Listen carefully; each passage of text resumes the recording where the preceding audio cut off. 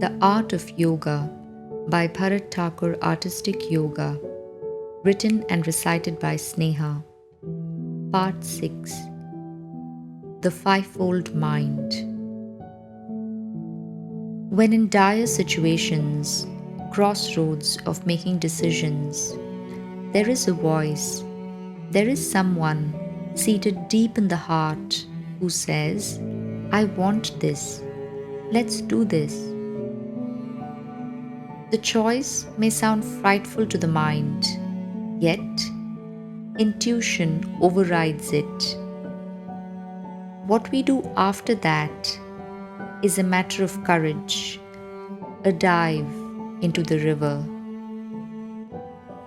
To wade through this river of life, we are granted the five senses: eyes, ears, nose, tongue, and skin, which can lead us to the depth and width of the river, or let us swim on the surface, or take a boat and sail around.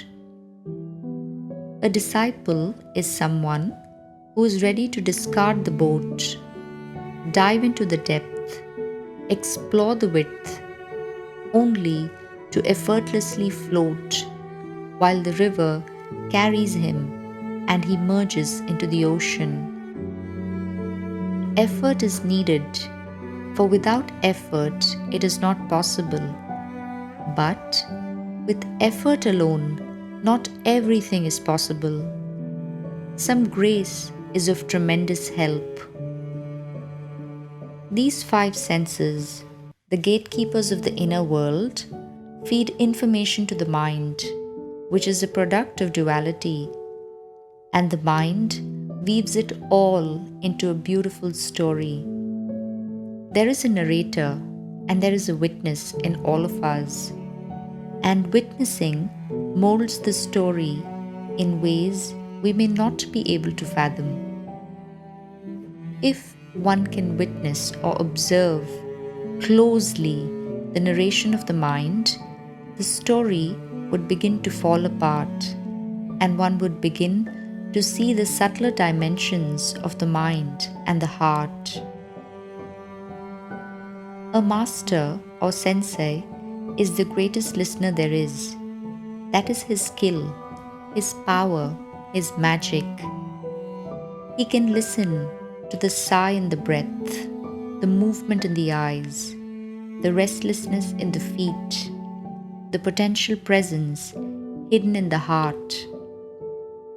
He has merged with the ocean, and just as no river is a stranger to the ocean, similarly, a student or a disciple is not a mystery to the master, but the master could be a mystery to the student. In close proximity, the student sees the master wear and discard his act as time and situations demand, as if to demonstrate the waves and the abyss of the ocean, its constant surface movement, yet silent depths. "What is the ocean made up of?" asks the master. "Water, salt, minerals," comes the reply. "What is water made up of?" H2O, 2 atoms of hydrogen and 1 atom of oxygen. "What are the atoms made up of?" Protons, neutrons, hadrons, quarks. "What lies in the quark of the quark of a quark?" How would you answer that? It is a koan suited to modern times.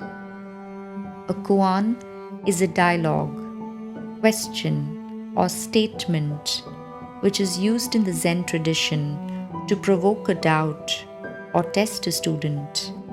It is as if to tease the student's logic and get him to dig deeper, look into himself. This is one of the ways a master works on the student, by challenging his limited perception to transform it into an intuitive know-how which comes with the process of witnessing, observation, without direct interference. His methods teach the student to witness the process of the mind, the heart, the self.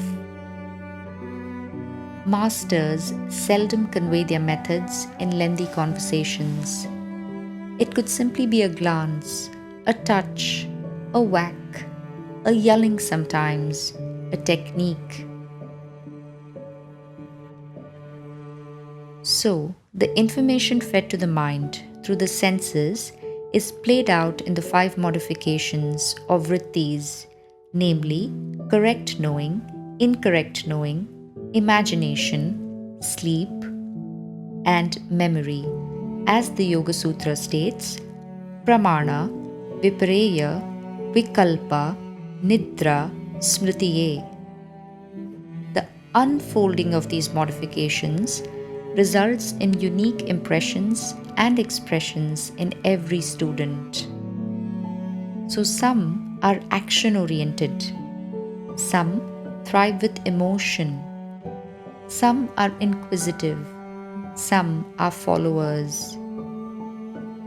When seeking to break free of the modifications, initially someone outside of this play, a witness, is needed.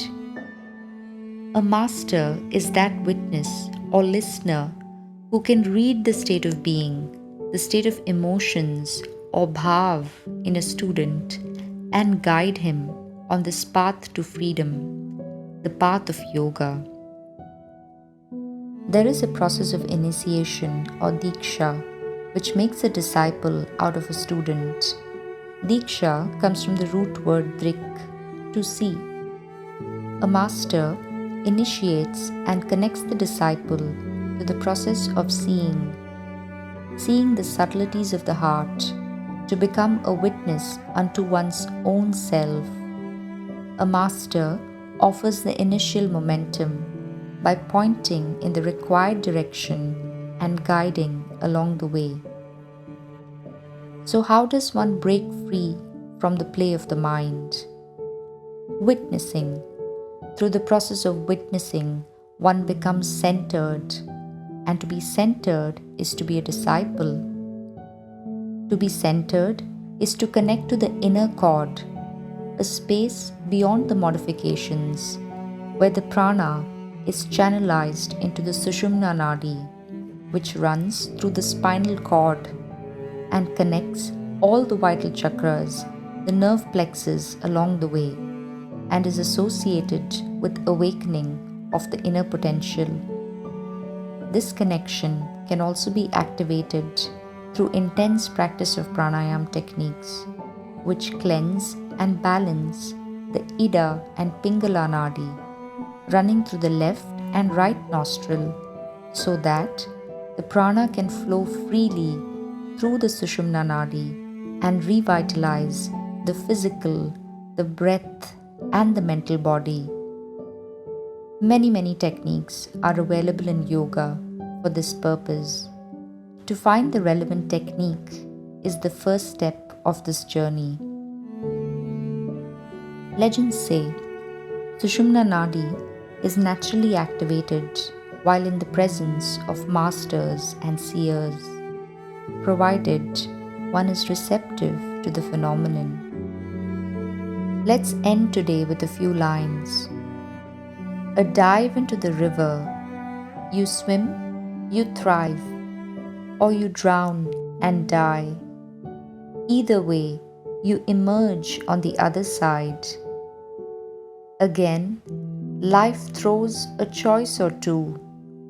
In denial or acceptance, you will come through. For the current in this river is mighty strong. What is it to be right or wrong? The flow inherent to the river, rocks or flowers. The river flows, it flows forward.